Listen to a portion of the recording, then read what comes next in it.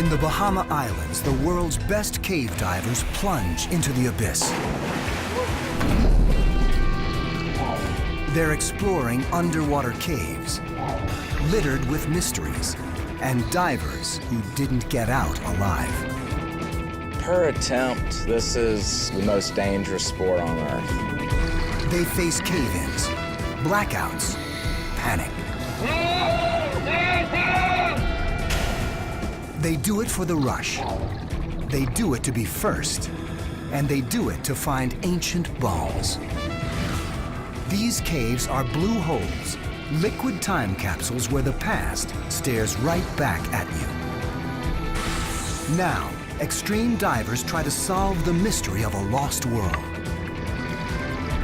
But can they survive this alien place? Under pressure, underwater, underground. Extreme cave diving.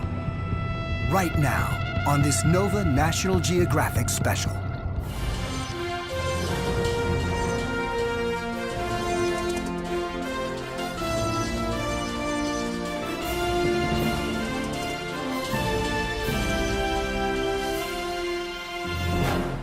Major funding for NOVA is provided by the following. The David H. Koch Fund for Science, supporting NOVA and promoting public understanding of science. And by the Corporation for Public Broadcasting. And by contributions to your PBS station from viewers like you. Thank you.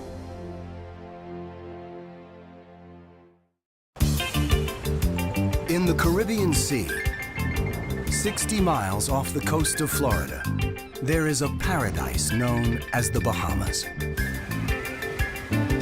This is a place full of attractions. They draw millions of tourists each year.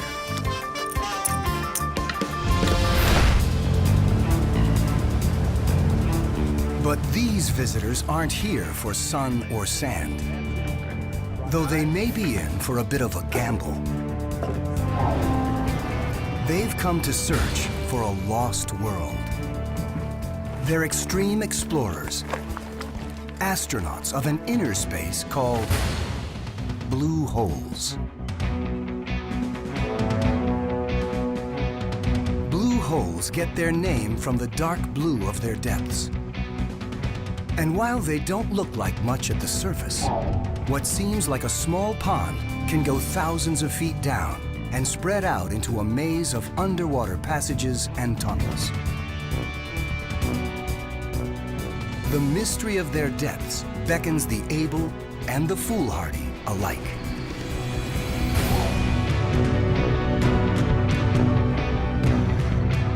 On average, 20 divers die each year in caves like this.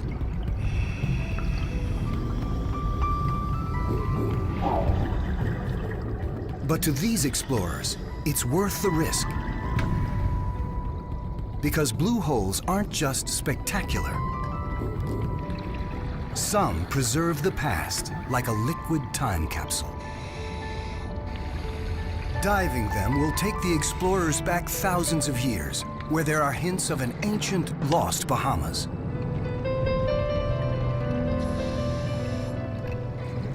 What did this world look like then? And who lived here?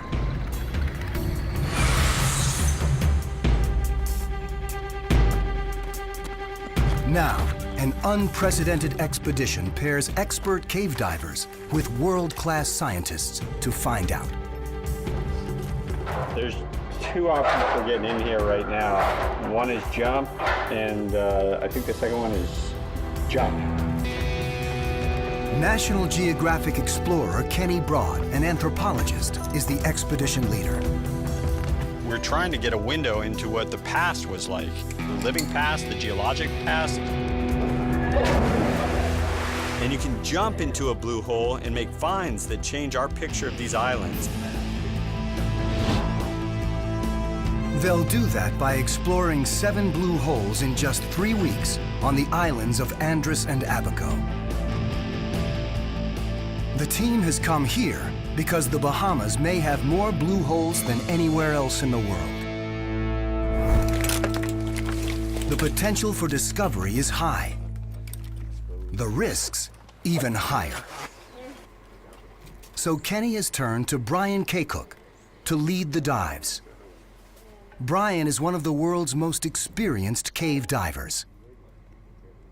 We just want to see what's around that corner. We don't want to stop. Cave divers live to change the map, and occasionally that can get us into trouble.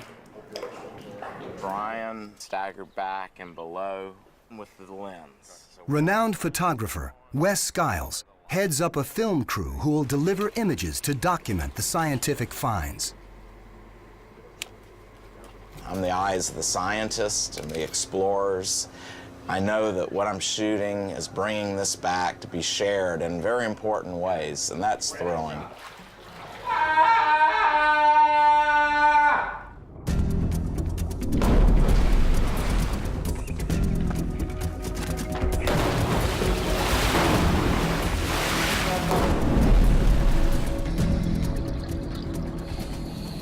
Their first task is a shakedown dive.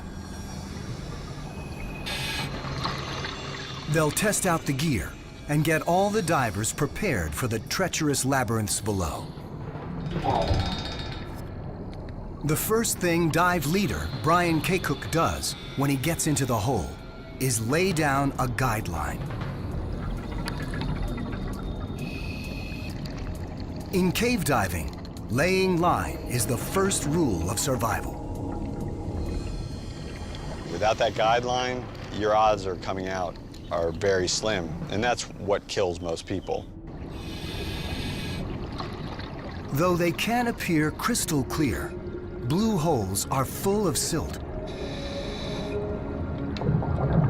When disturbed, it rises from the floor or even falls from the ceiling and blacks everything out. In this place, it's extremely dense black organic matter, so it's difficult to work in. Just the pressure wave of your body pushing the water in front of you tends to stir stuff up. You have to count on coming out zero visibility with your finger on that line, feeling your way out.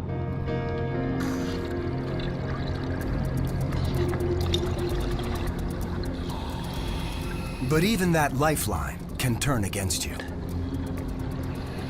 Line, an inanimate object, a piece of nylon string. You put it underwater in a cave and it comes alive, and it's devious and evil. It's out to kill you. We have lots of stuff on us, and all of those things can become entrapped in the line or caught in the line if we get too close to it or not paying attention to it. If they do get tangled up, cave divers carry knives, usually more than one. They like backups, and they like their backups to have backups. Right, just to give you just a little sense of the redundancy. So you got knife, knife, another knife. It's actually a parachute cutter. So, my mom's favorite kitchen knife. Don't tell her.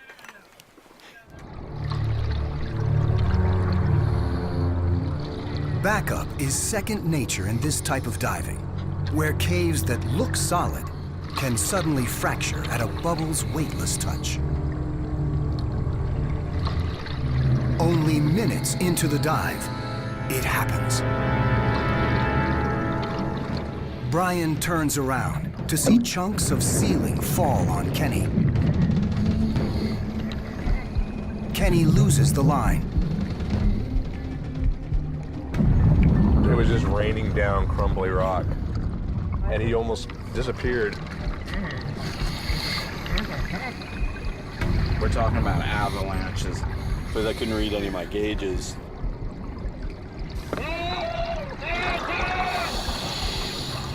While filming, Wes is pummeled by the debris. Once it went completely zero viz, I was trapped in there. Next time you're in your house, turn off all the lights, put a bag over your head, and try to find your way out. Your heart rate will go up, and it takes a while.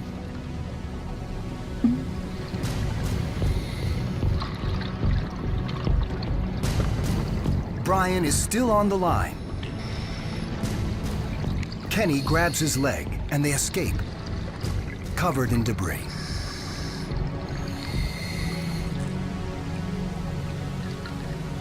After the limestone rain shower, we decided just to get all the sediment off of us, so we did a couple barrel rolls.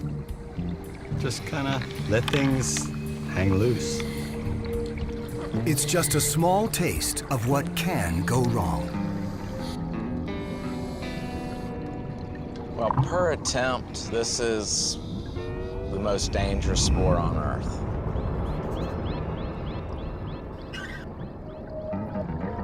I see dead people that are diving with me.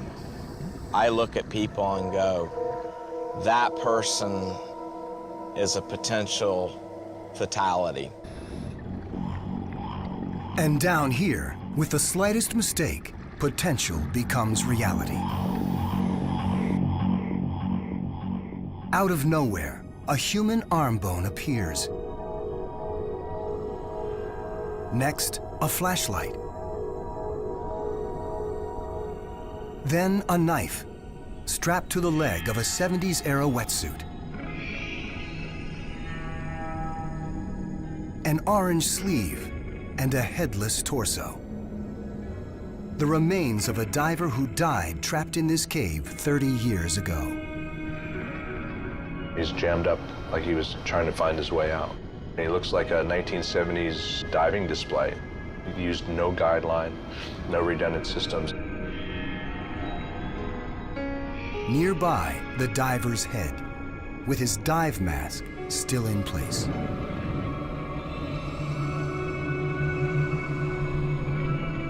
The presence of the body was known, but it's never been identified. And it's so deep, no one's ever attempted a recovery. It's really knowing your limits, and that's what keeps you alive, and I think that's what's killed a lot of people in caves. You don't know what's in there. You know no one's been in a lot of these places, and that's kind of sucking you in. Our human nature is to push into places that we don't know about. And the blue holes of the Bahamas appeal to that curiosity with their hundreds of miles of unexplored passages. The blue holes formed as long as 300,000 years ago, in the middle of the Ice Age, when ice caps expanded and sea levels dropped. Then, sea level was over 400 feet lower, and the Bahamas sat high and dry. Over time, rain carved holes in the limestone base of the Bahama Islands, creating caves. When sea levels rose again, the caves filled up. Ocean water settled at the bottom. Fresh water accumulated at the top. Eventually, the deep layer became completely devoid of oxygen. And that's what makes blue holes time capsules. Without oxygen, bones and other hints of the past are preserved. It's one of the main draws for cave explorers. After over an hour, a cave-in, and an encounter with a corpse, the shakedown dive ends amid intense relief. Yeah, that was really fun. Good God, what a hell. That was one of the most tense 78 minutes that I've spent in a long time. As cave divers often say, a successful dive is one you return from. And you think you're home free, and all of a sudden the cave starts raining on you. Yeah. We're laughing because we're here to laugh about it. Let's go cry by the band. With their gear and fortitude tested, they're ready to take on a biological cold case thousands of years old.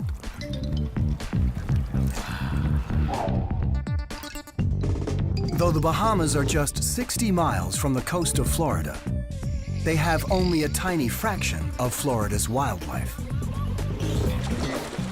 There are no crocs or tortoises in the Bahamas, and no big predators of any kind. But it wasn't always this way. David Stedman wants to know why. He's one of the world's top experts on island ecology. He suspects that the Bahamas was once a thriving Eden, and he's here to find proof. We've underestimated the biological potential of islands. Islands used to be teeming with species. The trouble is they're more vulnerable on islands. For centuries, hurricanes have scoured these islands clean. On the surface, there's almost no fossil record of anything. So the best place to find bones may be straight down in a blue hole named Sawmill Sink on Abaco Island. Its high sides give it the look of a natural animal trap.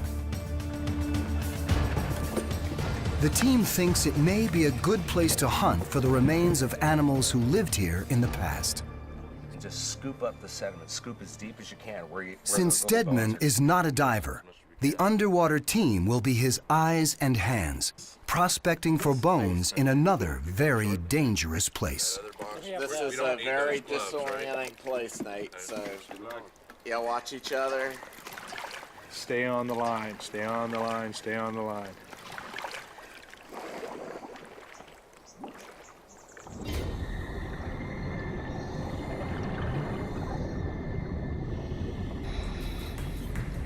Before they reach the bottom, where fossils would be, they face one more perilous obstacle: a thick layer of poison hydrogen sulfide. The naturally orange-tinted solution is actually the excrement of billions of tiny bacteria. They eat organic material, then excrete hydrogen sulfide. And another deadly barrier to blue hole exploration forms.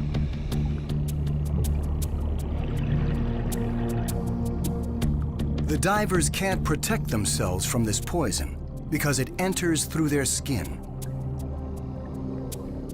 Here, at about 100 parts per million, hydrogen sulfide makes the divers' lips tingle and smells like rotten eggs. But prolonged exposure may cause brain damage, so they've got to kick through it fast. Once on the other side, they reach the oxygen-free zone. It's here that the bones of animals that fell into the blue hole should be preserved.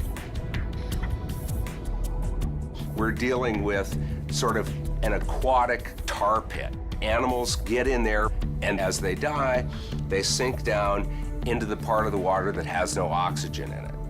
Because that water has no oxygen in it, there's nothing to support the microorganisms, the bacteria and fungus and things like that, that normally would decay bones. In Sawmill Sink, fossils that are 4,000 years old appear better than a chicken bone that may have been thrown in your backyard the week before. Prospecting for fossils in a blue hole takes a delicate touch. Even gentle probing can stir up the silt, which could create a dangerous blackout. As he probes, Brian makes a find. It's a shell, the shape of some kind of tortoise. The oxygen-free layer doesn't preserve skin or muscle, but it does maintain shell and bone in almost pristine condition.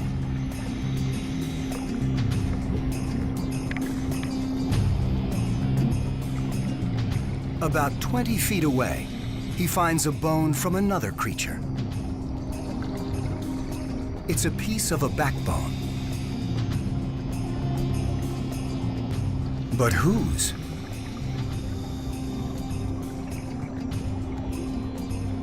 And then, up from the muck, comes the answer.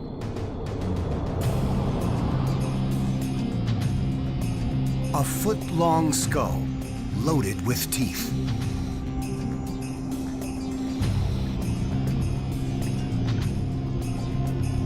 It's an ancient crocodile so perfect, it looks like it's been kept in a museum. Large animals like these don't exist on the Bahamas today. These finds are evidence that there may have been a lost world here. With these prizes in hand, the team follows the line deeper into the cave. In this part of Sawmill Sink, the cave opens up. Thousands of years ago, when sea levels were lower, this soaring hall was dry and would have made a perfect home for birds.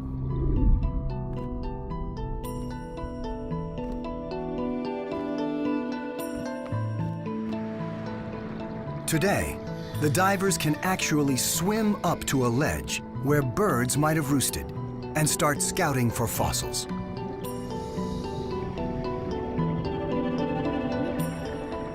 On the ledge, they find a bowl-shaped roost.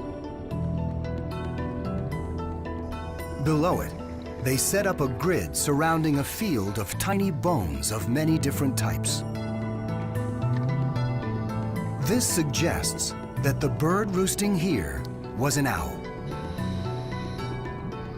The bones are the remains of what he was eating. Since they can't digest bones, owls collect them in their crop and vomit them out in a clump called a pellet. This is a fossil gold mine. The bones of lizards, snakes, bats, and small birds. A census of life here thousands of years ago. It will delight David Stedman, waiting for the divers to return.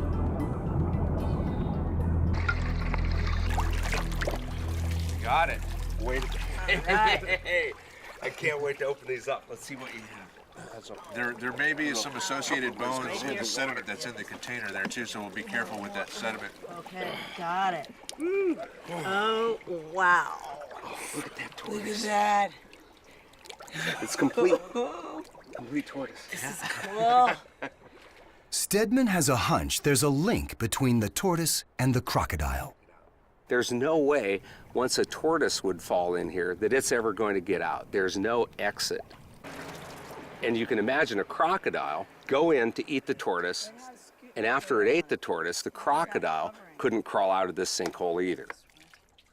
This is so neat. No one has ever seen this animal before. We're the first ones that actually get to touch it and feel it and study it and know that there was something special going on here. Can you imagine what this place once was? Having crocodiles running around here? When Stedman examines the tortoise shell, he makes an astonishing find. Bite marks from a crocodile prove his hunch was right. It's probably a young adult. This is the sort of thing that makes the fossils from these blue holes so spectacular. To have this kind of evidence, not just of what this animal looked like, not just of what the crocodile looked like, but evidence of who is eating who. Then he turns to the finds from near the owl roost.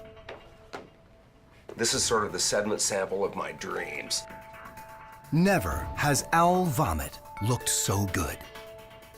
All of a sudden, we have a number of complete skeletons to study. We're finding species that nobody knew existed before. With each bone he identifies, the picture of an ancient, wild Bahamas is starting to emerge. The three largest bones are the three major leg bones of a flightless rail, an undescribed species of flightless rail, unknown to science.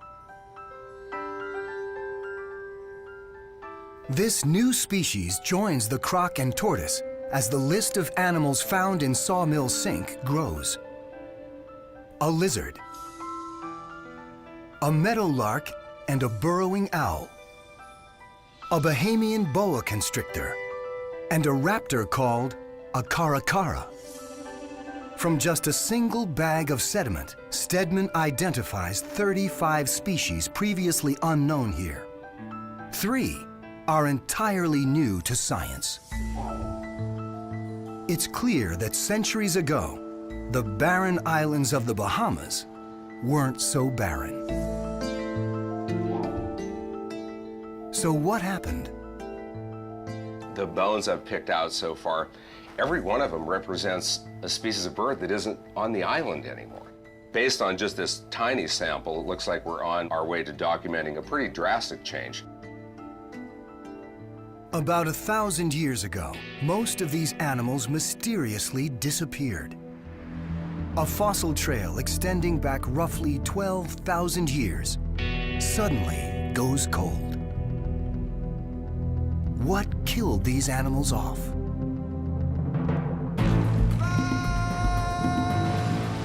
In 1492, when Christopher Columbus first made landfall in this hemisphere, it was in the Bahamas. He encountered a people called the Lucayans. The Lucayans descended from people that came from South America around 800 BC and slowly migrated to the Bahamas. At the time, Columbus wrote almost nothing about their rituals or traditions.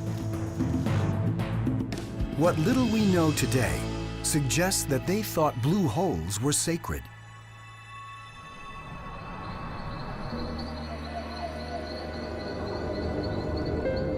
They believed caves were the birthplace of humankind, and that when someone died, they should be put back inside.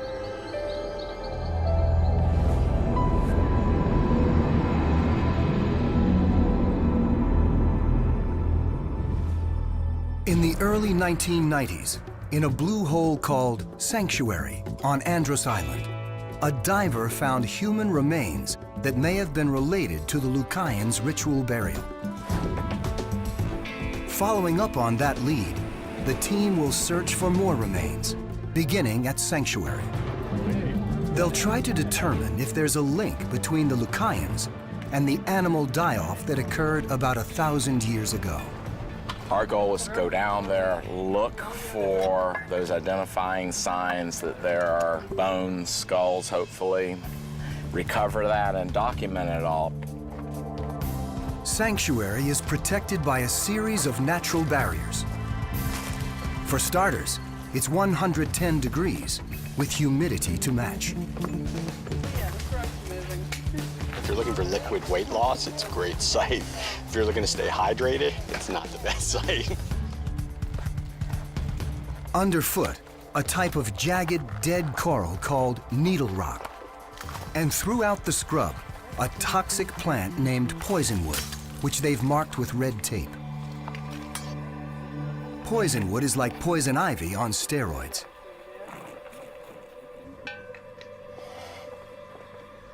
Joining the team is Michael Pateman, who will be the first Bahamian and the first archaeologist to dive this hole. I've been looking forward to this since I started archaeology. It's the mystery of the site. It's what can I find? I want to know what's here. Keep your hands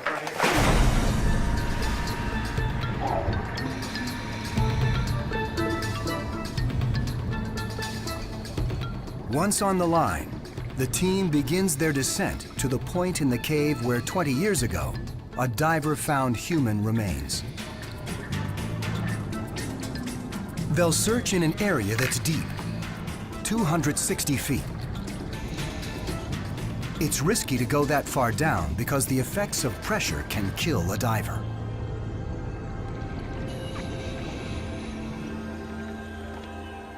At sea level, the pressure exerted on a person is called 1 atmosphere. That's the weight of the column of air above each individual, extending up to space. It's about 15 pounds per square inch, pressure we live with every day. But at the team's target site, 260 feet down, they'll be under nearly 9 atmospheres of pressure. That's almost 135 pounds per square inch.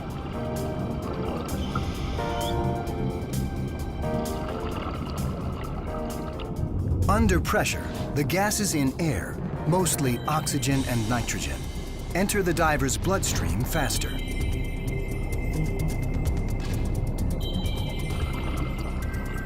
Our bodies metabolize oxygen, but not nitrogen.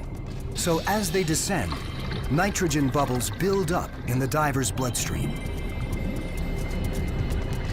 Go too deep, and that nitrogen buildup can cause narcosis. That's like being drunk underwater. And nitrogen kills another way. If the divers rise too quickly, the nitrogen bubbles in their blood will expand, blocking blood vessels, starving cells of oxygen. That can cause a fatal sickness known as the bends.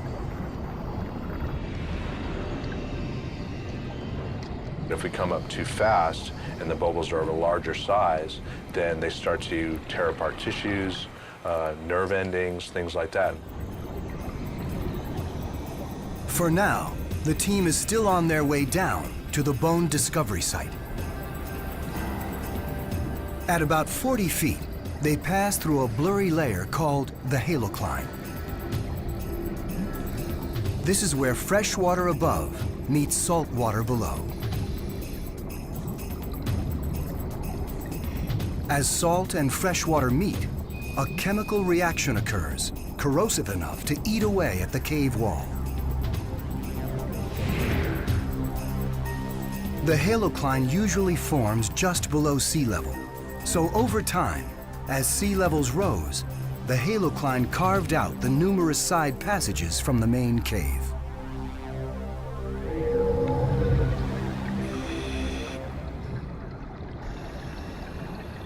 At 260 feet, they're just above the slope where human bones were found and face another potential danger. The surrounding rocks indicate there's been a massive cave-in. That kind of stuff goes on at a site all the time where you have chunks coming down. And we're swimming over boulders the size of houses, and you know they came from the ceiling. They know it will happen again. They just don't know when. It's one more detail that makes working in a blue hole more dangerous than any other type of marine archaeology. Archaeology in open water, if you have a problem, you can do immediate ascent up to the surface. If you need to haul material up, it goes straight up to the surface. You can't do any of that in an underwater cave.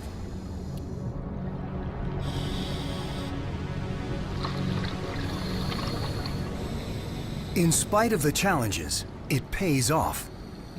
With first, a human jawbone.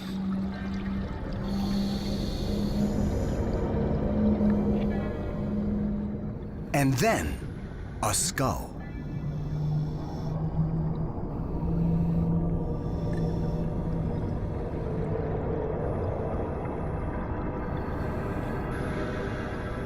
For Bahamian archaeologist Michael Pateman, the find leaves its mark. To finally actually go in the site and to see the site, I thought, wow, I can spend hours in here. And to have been the first Bahamian to dive in that blue hole was just, it's still not sunk in completely yet.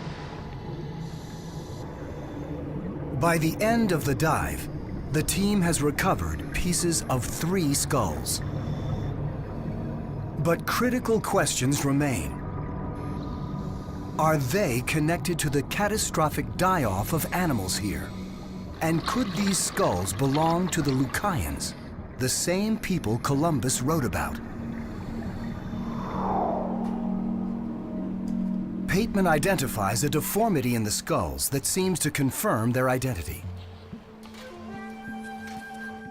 When they were children, the Lucayans bound the foreheads and the backs with boards and then wrap them. And so that would create this, what you see here, this conical shape. It's a characteristic found only in cultures like that of the Lucayans. And when the skulls are radiocarbon dated, there's an even bigger revelation. The skulls found in the blue holes date from about 800 years ago. By then, the Lucayans were already settling in the Bahamas and having an impact. And the animal die-off that David Stedman identified started about 1,000 years ago. The dates are close enough that it's likely there's a link between the Lucayans and the deaths of the animals here. We have great fossils from about 12,000 years ago up to about when the first people arrived. So when people show up, along with non-native mammals that they bring, whether it's rats, cats, dogs, pigs, things like that, these island species are very poorly adapted to these new super predators. On islands across the world, the most vulnerable species have been wiped out. They're extinct. By exploring the time capsules inside blue holes, these divers have discovered a lost Eden that was, and showed how humanity changed the Bahamas forever. But bones aren't the only prizes preserved in blue holes. Locked in spires like these are secrets about the planet's history, secrets that can only be found in blue holes. So now the team heads for blue holes famous for some of the most spectacular spires in the Bahamas.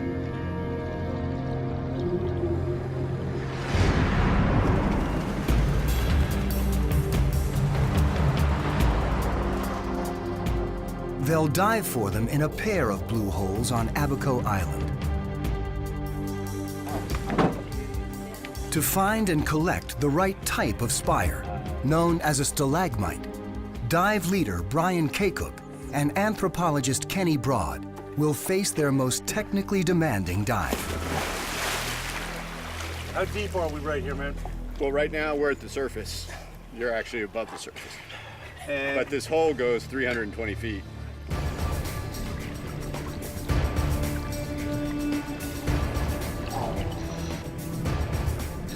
Cutting through the solid rock at the base of a stalagmite is going to take a lot of time.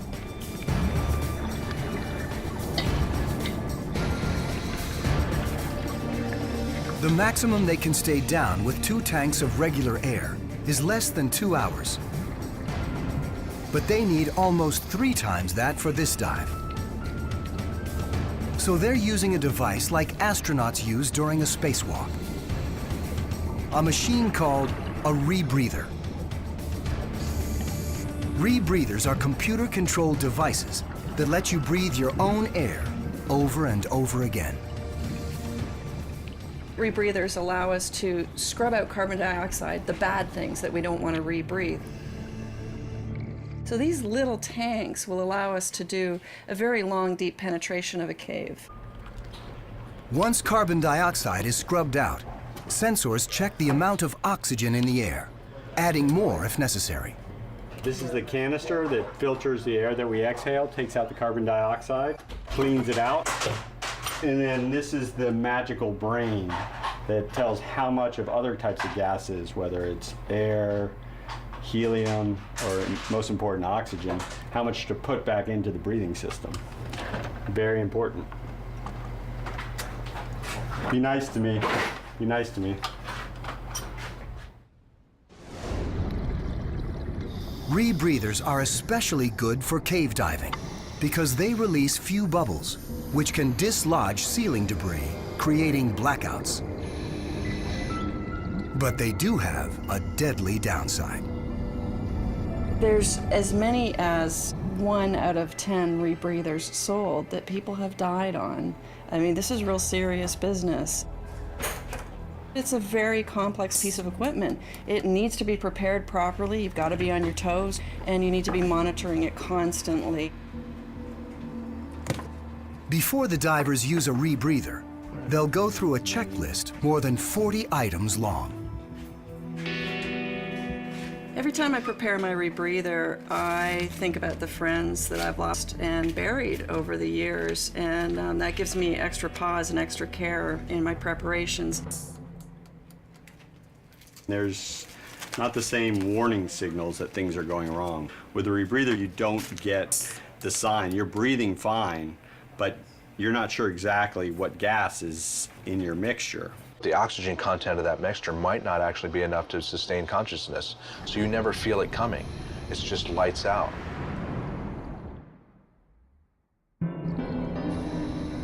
On this dive, rebreathers offer Kenny and Brian a tempting but sobering bargain. Nearly unlimited time to work in the deep at a significant risk of dying on the job.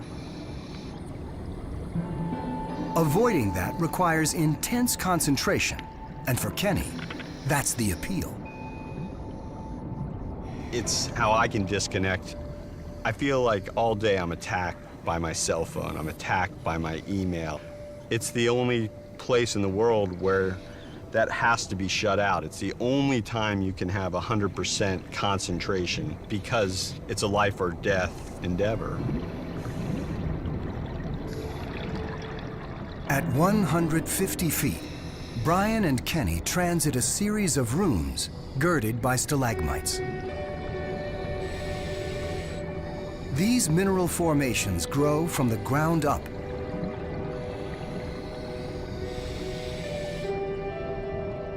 Some in this cave took more than 200,000 years to form.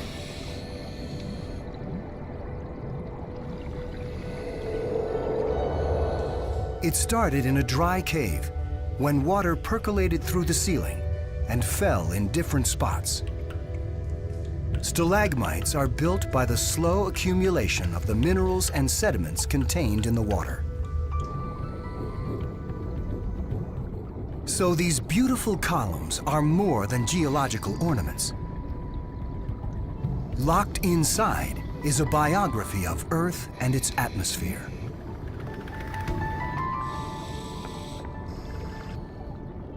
The stalagmites Brian and Kenny are harvesting may help answer critical questions about the history of Earth's climate.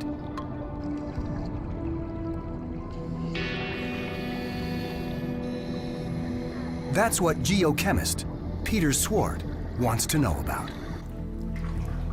Stalagmites give us a clue to what paleoclimate was many thousands or hundreds of thousands of years ago. Much of what we know about climate history comes from two sources: sediment samples from the ocean floor and cores taken from glaciers and ice sheets.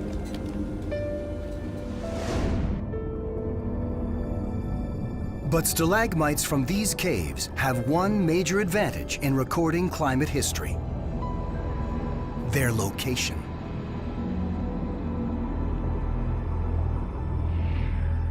The Bahamas lie beside the Atlantic Gulf Stream. For millions of years, this current has carried warm, salty waters north, where they cool and sink. That drives ocean circulation, also called the Atlantic Gyre, which shapes the climate.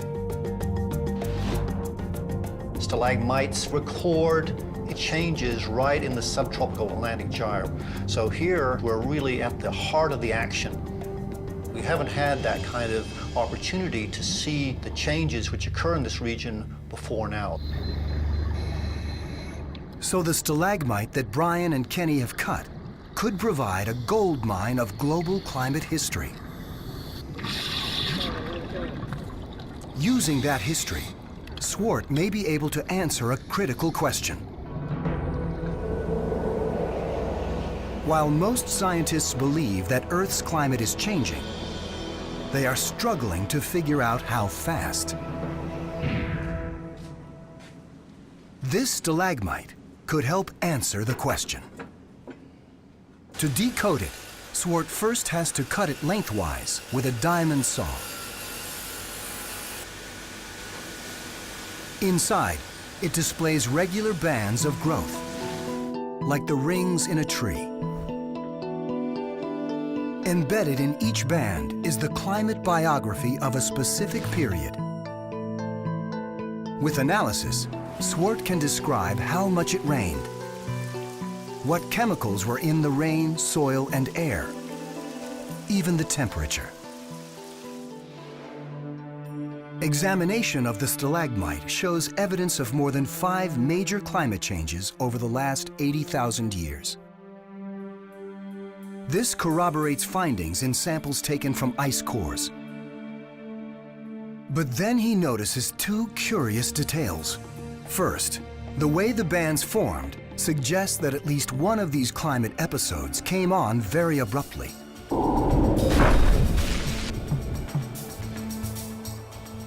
At the end of the last ice age, about 11,000 years ago, conditions changed radically from dry to wet within 50 years. This change was probably accompanied by a rise in temperature and sea level. And Swart notices something else. Some of these climate events are preceded by a mysterious dark band. When he samples the dark bands, he finds iron. So is there some link between iron and climate change? How could that be? The Bahamas are made of coral. There's no iron anywhere.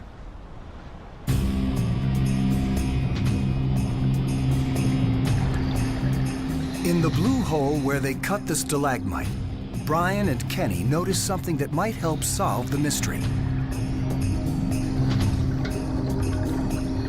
In the cave wall, they found a layer of red sediment. The color is the key here. The red in the dust means it's loaded with iron. And that means that thousands of years ago, a thick layer of iron-rich red dust covered the island's surface.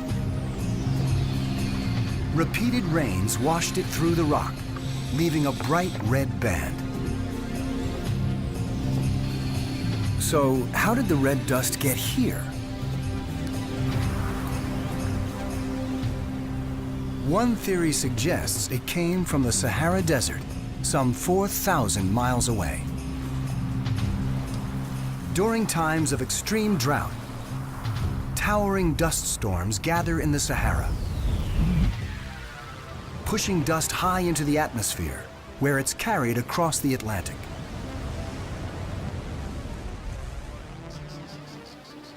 When Swart analyzes the iron in the stalagmite, he confirms that it's made of Sahara dust, though its red color has been washed out after thousands of years.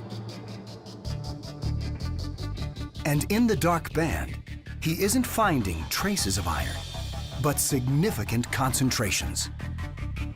Now, the iron was very low concentrations, with the exception at this boundary here. The areas with the highest concentration of iron correspond almost exactly to the places on the stalagmite where the chemical composition indicates a period of major climate change. That probably means a major Sahara dust event came right before each change, when temperatures and sea levels rose.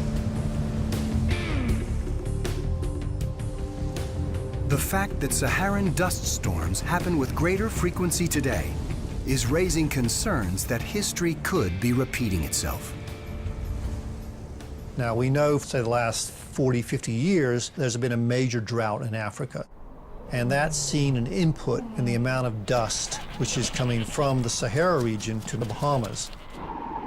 It's estimated that over the past 5 decades, the Sahara has seen a 10-fold increase in large-scale dust storms. If we're witnessing the beginning of a major climate change, it could happen fast, just as it happened in the past. Maybe in as little as a lifetime.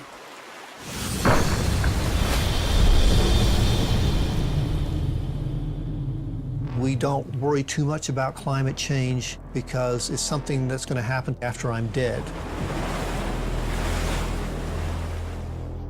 But in actual fact, in some of the records that we've been looking at, we see tremendous changes in a matter of decades. And so when climate changes that fast, obviously it would have tremendous implications for the present-day society. Swart's findings are preliminary, but they do suggest that climate change in the past happened faster than anyone imagined.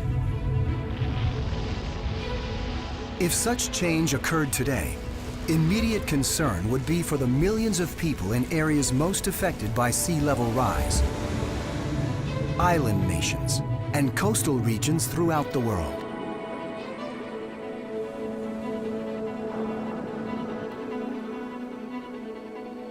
For the expedition team, climate change could pose an immediate threat to the future of blue holes. There's probably no way to keep rising seas from pouring into them, ruining their delicate chemistry. Blue holes are unique repositories of scientific knowledge. Sea level rise associated with global warming will change that water chemistry, and we're going to lose a lot of valuable information very quickly. We would lose most or all of the fossil record. It would be the equivalent of burning a library. Eventually the sea will rise. Once that happens, all these artifacts will start to deteriorate.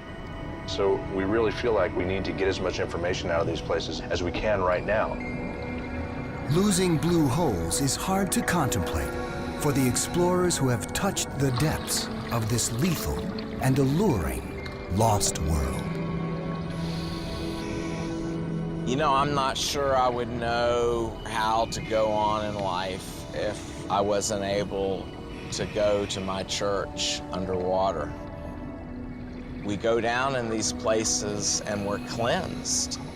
When we come up from a dive, the pressure, the challenges, the difficulties, the conflicts, they're gone. We come up from a dive and it is like you're reborn.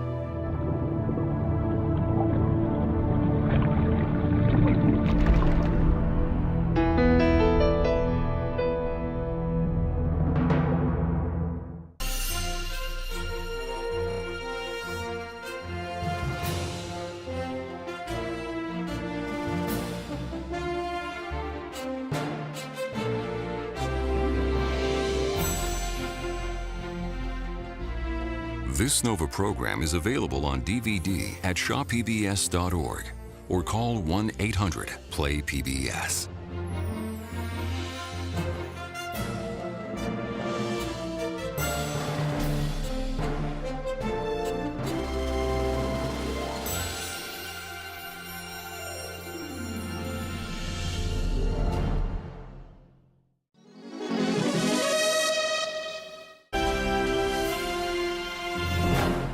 Major funding for NOVA is provided by the following: the David H. Koch Fund for Science, supporting NOVA and promoting public understanding of science.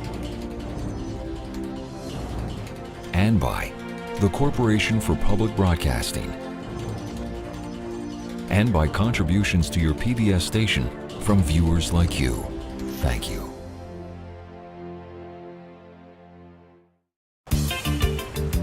In the Caribbean Sea, 60 miles off the coast of Florida, there is a paradise known as the Bahamas. This is a place full of attractions. They draw millions of tourists each year.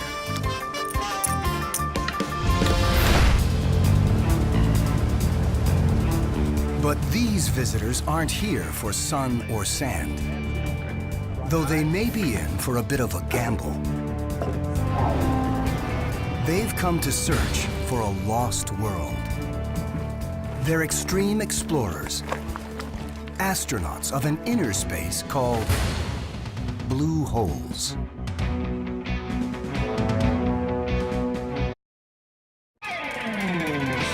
In the Bahama Islands, the world's best cave divers plunge into the abyss.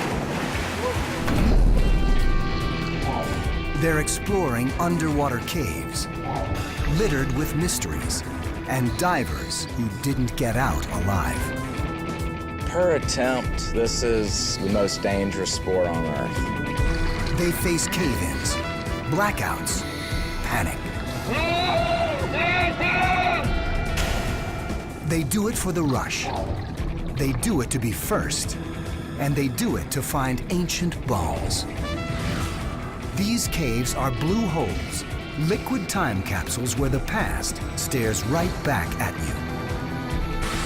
Now, extreme divers try to solve the mystery of a lost world. But can they survive this alien place? Under pressure, underwater, underground. Extreme cave diving. Right now on this Nova National Geographic special.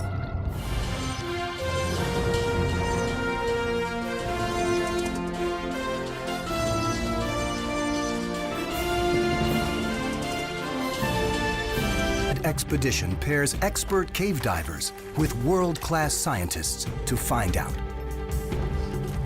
There's two options for getting in here right now. One is jump, and I think the second one is jump.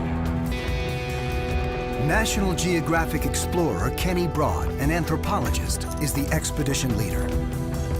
We're trying to get a window into what the past was like. The living past, the geologic past.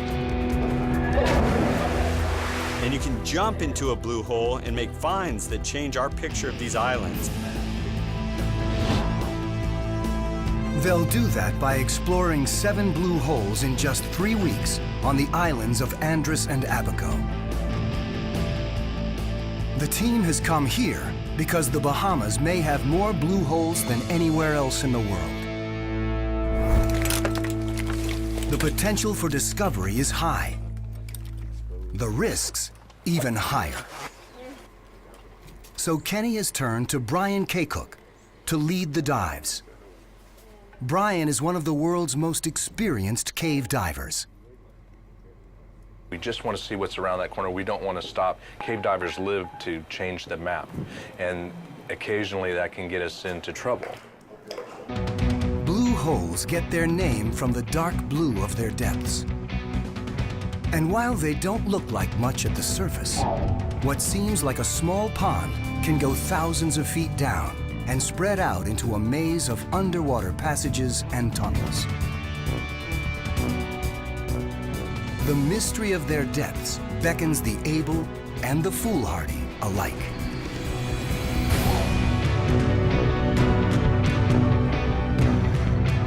On average, 20 divers die each year in caves like this.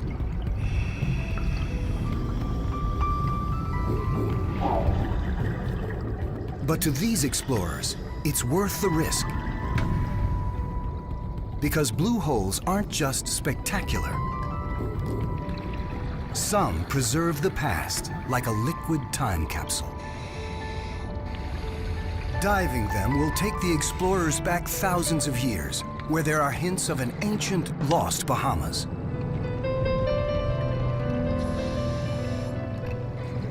What did this world look like then? And who lived here?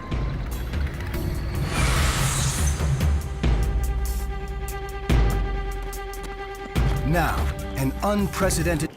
Brian staggered back and below with the lens. Renowned photographer Wes Skiles heads up a film crew who will deliver images to document the scientific finds. I'm the eyes of the scientists and the explorers. I know that what I'm shooting is bringing this back to be shared in very important ways, and that's thrilling.